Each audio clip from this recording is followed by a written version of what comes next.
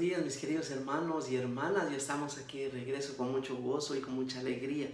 Les deseamos un feliz año, que hayan pasado unas fiestas y una epifanía del Señor, que hoy se celebra según la fecha en algunas iglesias ortodoxas. Y le damos gracias al Señor porque estamos bien, tenemos todo el año por delante para bendecir y alabar al Señor. Este día vamos a continuar con las lecturas que la iglesia nos propone, pero antes de eso quiero pedirle al Señor que abra nuestro corazón y nuestro entendimiento y que nos dé su bendición para entender la palabra. Le pido al Señor todo esto en el nombre precioso de Jesús y como siempre invocando la ayuda, el auxilio, la intercesión de la humilde, de la sencilla, de la siempre Virgen María. Por lo tanto, lo doy por recibido en el nombre del Padre, del Hijo y del Espíritu Santo de Dios. Amén. El día de hoy, en el Evangelio, en la primera carta, de San Juan, en el capítulo 4, tenía una lectura, una explicación, una instrucción, una lectura bellísima que es necesario leerla para poder entender el pasaje del Evangelio. El pasaje del Evangelio, para adelantarlo y hacerlo cortito, es el pasaje después de la multiplicación de los panes, cuando el Señor los envía en la barca a mitad del lago, ya al anochecer, casi, si se te recuerda. Lo vamos a medio repasar. El núcleo importantísimo está aquí, en esta carta de San Juan. Dice el versículo 11, el capítulo 4, queridos hijos, si Dios nos ha amado tanto, también nosotros debemos amarnos unos a otros. A Dios nunca lo ha visto nadie. Si nos amamos unos a otros, Dios permanece en nosotros y el amor de Dios ha llegado a su plenitud en nosotros. Reconocemos que está con nosotros y nosotros con Él, porque nos ha hecho participar de su Espíritu. Nosotros lo hemos contemplado y atestiguamos que el Padre envió a su Hijo como Salvador del mundo. Si uno confiesa que Jesús es Hijo de Dios, Dios permanece con Él y Él con Dios. Mire qué importantísimo. Nosotros hemos conocido y hemos creído en el amor que Dios nos tuvo. Dios es amor. Quien conserva el amor permanece con Dios y Dios con él. El amor llegará a nosotros a su perfección si somos en el mundo lo que Él fue y esperamos confiados el día del juicio. En el amor no cabe el temor. Antes bien, el amor desaloja el temor, porque el temor se refiere al castigo y quien teme no ha alcanzado un amor perfecto. Palabra de Dios. Mire, mi querido hermano, lo que esta enseñanza encierra, lo que San Juan nos está diciendo, es que permanecemos en Él por el Espíritu Santo que nos ha sido dado.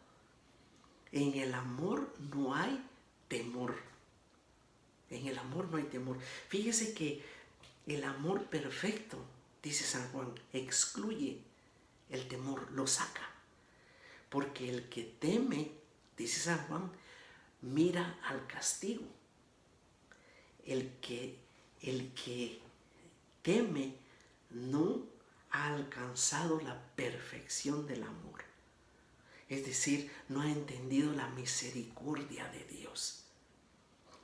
Porque mire, mi querido hermano y hermana, no quiero juzgar a nadie, pero lo tenemos que entender en este pensamiento que San Juan nos está diciendo. Hay quienes no pecan por temor al castigo. ¿Me entiende? Dice que esa gente, el padre Rainiero Cantalamessa dice que el primer don que da el Espíritu Santo, oiga, es sentirse amado por Dios. El primer don. El que no se siente amado tiene temor se siente vigilado por Dios. Y esa es una gran diferencia, mi querido hermano, porque entonces hay gente muy, muy buena que no peca, que camina, pero camina en el temor, teme el castigo. Y ese temor le impide amar. Le voy a poner un ejemplo práctico, un ejemplo bien sencillo. Hay gente, por ejemplo, que piensa que no va a engañar a su esposa, a su esposo, por miedo a que lo sorprendan, por miedo al castigo. Y eso no es amor.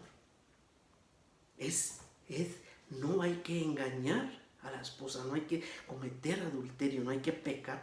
¿Por qué? Porque amo a mi esposa, amo a mi esposa, a mi esposo. No por el miedo del castigo, porque entonces no hay amor. No peco, pero lo pienso. Ay, lo deseo, pero tengo miedo. No, mi hermano. Y eso es el amor derramado de Dios por su Espíritu Santo en los corazones de sus hijos y de sus hijas.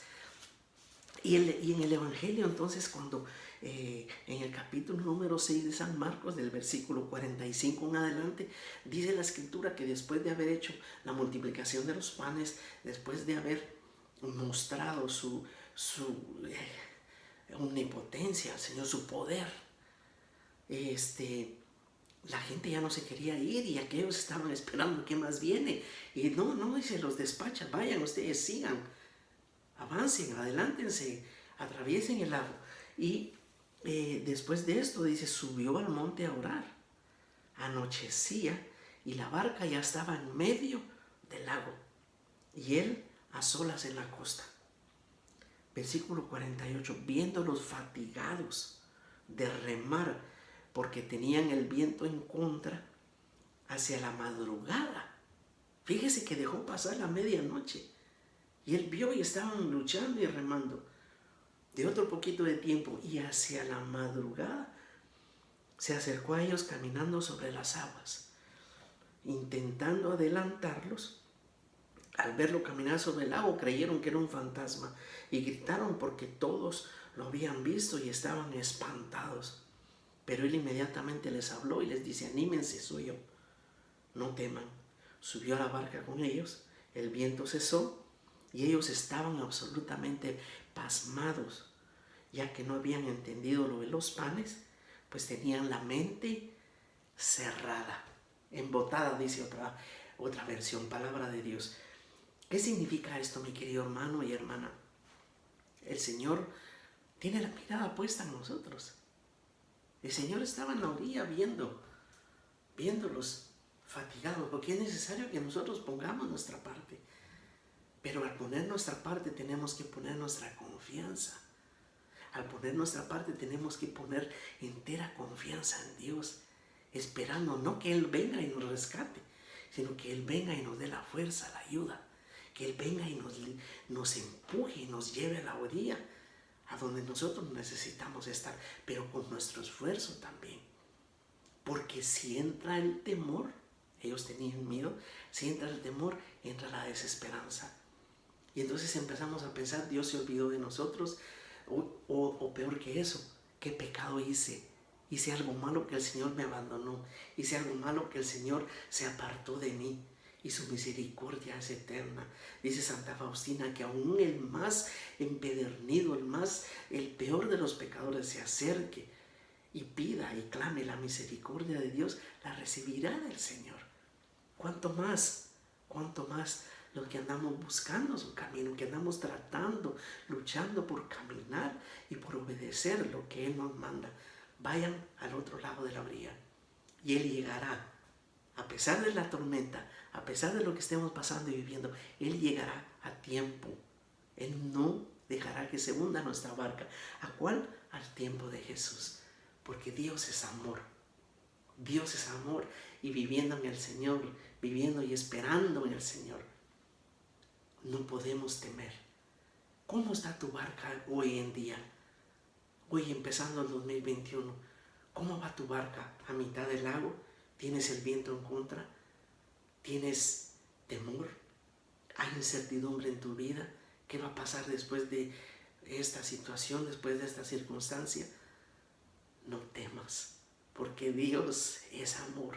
Y Él desde la orilla está viendo cómo va tu barca y está viendo cómo estás batallando, cómo estás luchando, cómo te estás esforzando, cómo estás siguiendo, porque esa acción que estás haciendo y tomando significa: confío en Dios que voy a llegar a la orilla, a donde Él me mandó. Que ese sea para todos nosotros, y te deseo un día bendecido, lleno de la gracia, de la luz y del gozo del Espíritu Santo. En el nombre del Padre, del Hijo y del Espíritu Santo de Dios. Amén. Hasta mañana, si el Señor nos da vida. Aquí vamos a continuar. Que Dios te guarde y te bendiga. Amén.